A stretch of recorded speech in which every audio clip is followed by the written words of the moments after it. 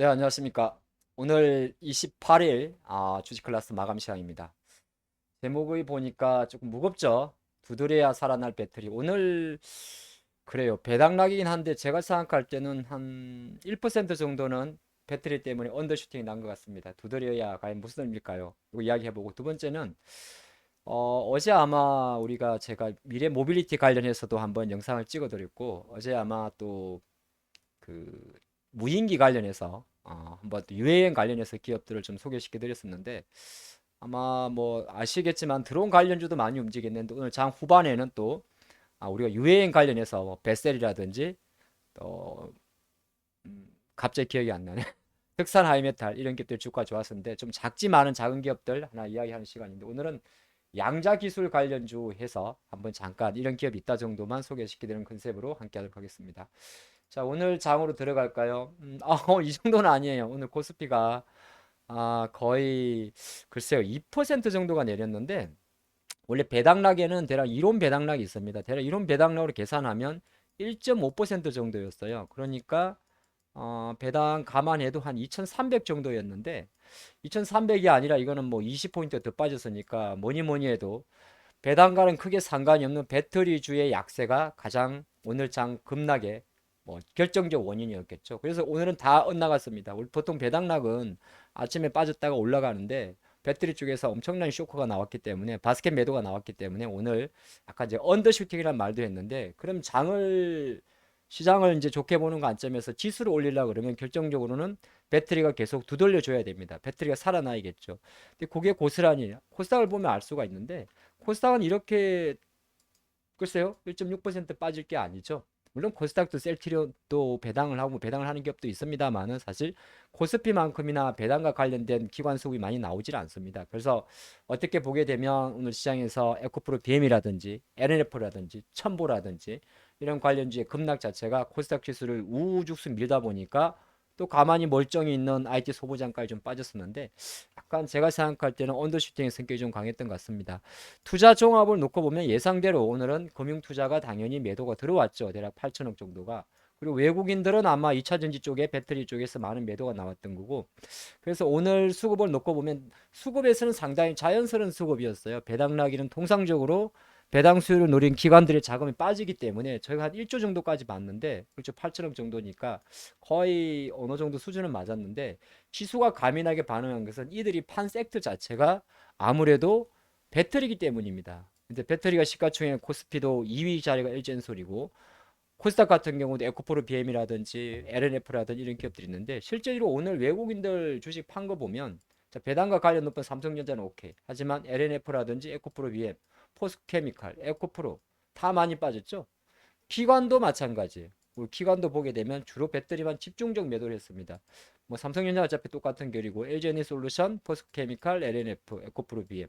금융주나 우리 금융지주나 금융주 같은 경우는 원래 배당에서 가장 첫 번째 타겟이기 때문에 많이 파는 건 알겠는데 심지어 SDI까지. 그러면 도대체 배터리에 뭔 일이 있냐에 대한 이슈를 생각할 수 있는 거죠. 제가 요금 전에 배터리는 두드려야 된다고 그랬는데 이거는 이제 삼성 옛날에 들어가던 스마트폰 배터리. 요즘은 이런 배터리 아니죠. 우리가 약간 속설이 있어요. 어떤 속설? 배터리가 수명을 다하면 이 나가겠구나. 네, 잠깐 두드리면 얘가 살아납니다. 그 내용이에요. 약간 그런 그거 있지 않습니까? 뭐 벽에 못을 박을 때는 기름칠해서 박으면 잘 박힌다. 우리가 숟가락으로 꿀을 뜰 때는 꿀이 잘 이렇게 늘어지잖아요. 따뜻한 물에 숟가락을 담궈서 꿀을 뜨면 깔끔하게 떠진다. 그런 속설도 있는데 배터리도 사실 수명이 다하면 이렇게 두드리면 조금 수명이 살아납니다. 사실 뭐 이거는 약간 너무 좀 빠져서 제가 애드립으로 말씀을 좀 드렸는데 이런 게 좀 있어요. 뭐 사실 지나간 이슈를 뭐하러 하겠습니까만은 여전히 심리적으로 테슬라의 주가 부진은 여러 가지가 있을 수가 있죠. 물론 뭐 트윗 인수 관련 또 앨런 머스크가 주식을 판 거. 근데 가만히 놓고 보면 본질적인 관점에서는 테슬라의 인도 대수가 낮게 나온 겁니다. 그러니까 쉽게 말해 전기차 생산과 공급이 원활하지 못한 거. 우리가 코로나 때 많이 들어봤던 공급망 훼손이 있습니다. 근데 어제 그게 중국의 전기차 회사 신생 한 1억짜리 정도 차를 파는 니오라는 회사가 있는데 이 회사 같은 경우도 지금 12월 달 인도량 축소 자체를 부정적으로 전망을 했어요. 그래서 이게 뭘 의미하는 거냐면 지금 중국 증시가 되게 좋습니다. 예, 되게 좋죠. 어떻게 보게 되면 이제 코로나 관련해서 국내 주식은 뭐 코로나 관련해서 많이 제로 코로나 관련 움직이긴 하는데 여전히 이제 중국발 경기 부양에 대한 이슈가 더디다 보니까 뭐 LG노텍, 애플, 테슬라, 나머지 반도체, 하이닉스 전부 다 한편으로 놓고 보면 중국마저도 제로 코로나 완화라는 어떤 막연한 기대감 때문에 막연하지는 않죠. 실제적으로 액션으로 들어갈 겁니다. 중국 사람들 이제 인천공항을 밟게 될 거예요. 많이 생각보다. 그렇게 되는 과정에서 어느 정도 이 중국 관련 소비재주들은 힘이 좋았는데 가만히 놓고 보니까 역시나 제조업 쪽은 아직 부진한 겁니다. 그래서 제가 생각할 때는 아무래도 뭐 우리가 희망 고문이 되겠지만은 어느 정도 이 처져진 배터리를 두드릴 수 있는 그 망치는 누가 쥐고 있냐면은 안타깝게도 테슬라의 주가 하락이 어느 정도 진정되는 게 좀 중요할 것 같습니다. 그런 관점에서는 오늘 물론 언제 진정될지는 알 수 없지만은 일정 부분 우리나라 장 기준으로 봤을 때 어떻게 보게 되면 LG에너지솔루션 어디 갔어요? 예. LG에너지솔루션의 주가가 하방을 멈춰주는 게 가장 중요한 키포인트가 됩니다. 이거는 지수도 마찬가지고 배터리도 마찬가지입니다. 그걸 좀 포인트 알지만은 그래도 뭐 언제 어떻게 움직일지는 저도 알 수는 없어요. 중요한 거는 그냥 우리도 느끼시겠지만은 테슬라가 예년 같을 것 같지는 않다는 생각은 합니다. 예, 그렇죠. 그거에 대해서 우리가 공감을 하는데 그렇다고 뭐 테슬라 주가 다시 1000달러, 천설라 그 이야기는 안 합니다만은 너무 지나치게 빠른 속도로 급락을 하기 때문에 이 급락에 대한 진정사태가 가장 필요한 타임입니다. 그걸 보고 배터리의 저점을 논해야 될 것 같은데 오늘 조금 수급 이슈 때문에 좀 많이 빠진 게 너무 많아요. 아시겠지만은 최근에 가장 저는 오늘 이런 생각했습니다. 첨보의 주가 급락을 보고 야 이거는 실제적으로 작정하고 바스켓으로 배터리 펀드를 청산했다 그렇게 볼 수 있습니다. 그 이제 연속성에 대해서는 알 수 없지만 한 번에 왕창 팔았기 때문에 또 내일부터는 이제 하방 지지가 나오는지 이게 포인트가 될 것 같습니다. 이렇게 보시고 그래서 두드렸다. 예, 한번 이제 테슬라가 좀 두드려 줘야 될 것 같아요. 그리고 뭐라고 할까? 중국이 단순하게 제로 코로나 완화 정책 관련 말고 실제적으로 제조업 기반에서 어느 정도 돌아서는 트리거 그런 것도 좀 중요할 것 같습니다. 좀 멀리하고 둥글둥글한 이야기입니다만은 그런 거 캐치하면 좋을 것 같고요. 두 번째 이야기가 오늘 이제 양자 기술. 저도 잘 몰라요. 되게 어려운 단어예요. 양자 기술이라는 게. 근데 왜 이야기를 하냐면은 내용 면에서 지금 보면 제가 계속 이런 이야기를 드리는데 어제 오늘 원자력 관련주가 좀 많이 움직였죠. 근데 원자력 관련주 쪽에 보면 5년간 25조란 투입에는 차세대 원전이란 이런 단어도 있었습니다만 사실 양자 기술이라는 단어도 있었습니다. 그래서 양자 기술이 보니까 뭐 50큐피트 단위의 양자 컴퓨터를 개발하고 양자 센서 시작품을 3건 이상 개발하고 총 사업비는 대략 400억 정도 그리 크지는 않죠. 근데 이게 약간은 연초기 때문에 약간 매매 관점에서는 그래도 이 양자 컴퓨터, 양자 암호 관련, 양자 통신 관련주들을 우리가 조금 볼 필요가 있을 것 같아요.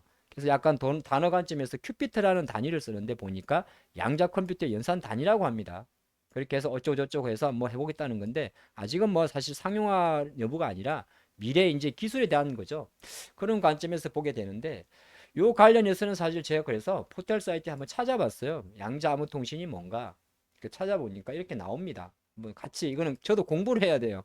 다 알 수가 없어서 네, 저도 공부를 좀 같이 해보니까 양자 암호 통신이라고 하면 보니까 퀀텀 크립토그래프라고 이야기를 합니다. 그래서 빛 알갱이를 더 이상 쪼갤 수 없는 그러니까 빛을 더 이상 쪼갤 수 없을 만큼 쪼갰을 때 있고 퀀텀 양자 이게 바로 양자를 하는군요. 갑자기 아재 개가 나오면 안 되는데 예, 양자 드린 게 아니고 이게 양자라 그럽니다. 그래서 어떻게 보면 송신자와 수신자의 해독이 불가능하게 만드는 어떤 새로운 해킹 기술이라는 이야기가 있습니다. 근데 요거는 제가 너무 어려워서 사실 뭐 여기까지만 봐야 될 것 같아요. 그러니까 양자라는 게 엄청나게 작은 퀀텀이라는 건데 여기에서 통신 관련해서 어떤 뭐 왔다 갔다 해가지고 암호화 뭐 해킹을 막을 수 있는 이런 거구나. 그래서 이런 관점으로 정부가 어느 정도 그러니까 요 25조에서 가만히 보니까 이것도 포인트. 25조인데 딱 들어가면 양자 기술 관련 쪽으로 배정된 예산은 400억 정도니까 어떻게 보게 되면 오늘 한번 흘리고 말 수도 있어요. 근데 제가 생각할 때는 중간중간에 이렇게 나올 때마다 주식하시는 분들은 그래도 한 번씩 보고 가면 좋을 것 같아요. 그래서 결론적으로 그러면은 주식 클래스에서 말하는 시장에서 상장되어 있는 양자 컴퓨터 관련주가 도대체 뭔데? 이렇게 물어보신다면 이미 오늘 움직였을 거예요. 그 주식은 뭐냐 하면 첫 번째는 드림 시큐리티라는 회사가 있습니다. 드림 시큐리티, 대부분이 시가총액이 좀 작아요. 드림 시큐리티한 기업이 양자 컴퓨팅 관련 주로 좀 거론이 되고 있고, 또 하나가 코이브란 회사도 있습니다. 코이브란 회사도 있고, 이건 종목만 이런 게 있다 정도만 말씀드릴게요. 시가총액이 작기 때문에. 또 하나가 우리넷이라는 회사가 있습니다. 그래서 이런 기업들이 시장에서 말하는 양자 컴퓨터, 양자 암호 관련주니까 혹시나 뭐 이런 테마주 하시는 분들은 좀 참조차 보시면 좋을 것 같고, 어제 잠깐 AS 아닌 AS를 왜 하지? 그 우리나라 그 달까지 날아간 거 하나 있죠. 아마 오늘 그래서 시장에서 잠깐 제가 말씀드렸던 득산 하이메탈, 요거 어제 UAM 관련해서 잠깐 득산 랩 코스 말씀드렸었는데, 또 우리나라 달 그게 다누리인가요? 여기 한번 도착했다는 내용을 봤는데, 뭐 이런 종목들은 움직이게 되면 짧게 매매하고 마셔야 돼요. 예, 그런 말씀드리겠고, 사실 베셀 같은 경우는 UAM 관련주인데 오늘 삼각보다 다른 것보다 많이 오버슈팅이 났죠. 제가 분석한 대로 최대 주주 변경 공시가 있었어요. 장 끝나고. 그러니까 어떻게 보게 되면 이 기업은 UAM 관련해서 드론 관련해서 움직인 것도 있지만은 오늘의 오버슈팅은 결정적으로 소문에 사서 뉴스에 발알하였습니다. 자, 오늘의 마감 시장은 여기까지 하고, 오늘이 수요일이죠. 예, 수요일이니까 수요일에는 항상 어디 갔어요? 제가 저녁 8시에 이렇게 유튜브 라이브를 통해서 또 함께하는 시간을 가지니까 꼭 함께 수요일 저녁 8시에는 바쁜 일 약간 뒤로 미루시고 함께 했으면 좋겠습니다. 그러면 수요일 날 저녁, 오늘 수요일이군요. 저녁 8시에 뵙도록 하겠습니다. 감사합니다.